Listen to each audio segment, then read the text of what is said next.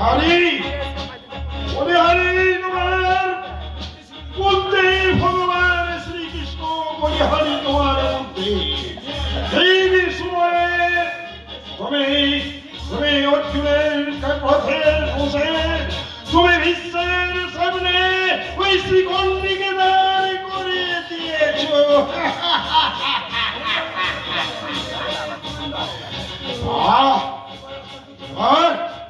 এবার তুমি ওই অস্ত্রগুলো দ্রোণাচার্যকে তোমার পায়ে স্থান দাও। তারপর আমি তোমার জগদ্ধরি নেব ভগবান শ্রীকৃষ্ণ, আমি তোমার জগদ্ধরি নেব, একমাত্র তুমি আমার একমাত্র ভরসা।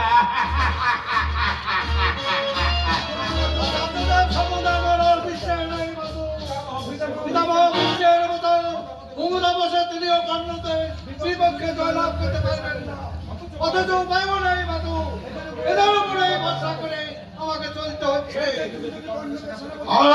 বাবাজি তোমাকে কতবার বলেছি একটে তুমি যদি কর্ণকে সেনাপতি করতে তাহলে দেখতে ওই পঞ্চ পাণ্ডব তখন কর্ণের হাতে বন্দী হয়ে যেত।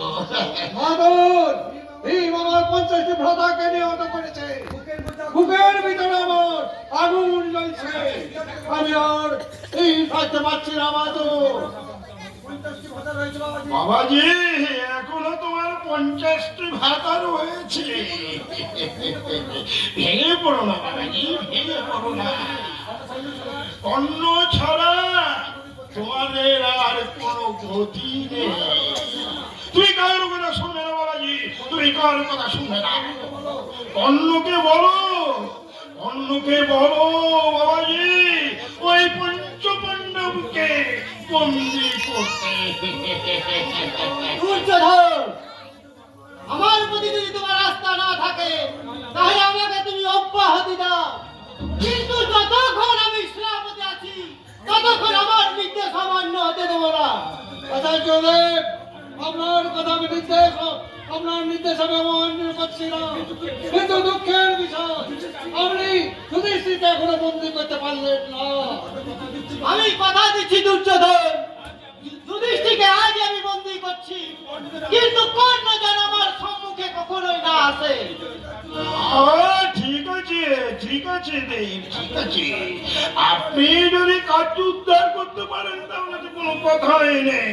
তবে তবে ভীষ্মদেবও কিন্তু এই কথা বলেছিল, তাদের ফল কিন্তু শুভ হয়নি। ফলাফল তোমার চেয়ে ভালো বুঝি শৈবাল।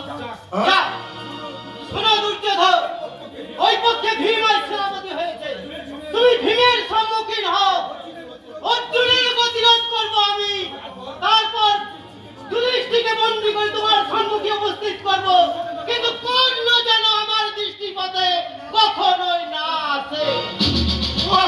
আচ্ছা মানুষ বটে বাবু, কিছুই চাই না।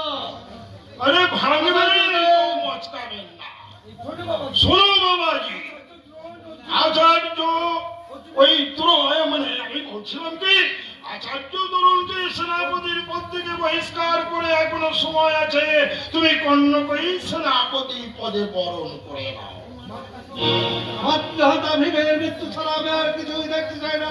মাদুর মাদুর দুর্বল হতে পারেন, কিন্তু আমি নির্মল। আরো কত গেল ওই শোনো, ওই শোনো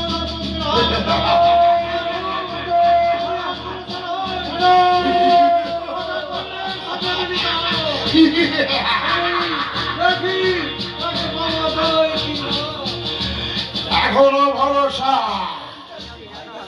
50টি হয়ে গেছে, এখনো দুর্যোধন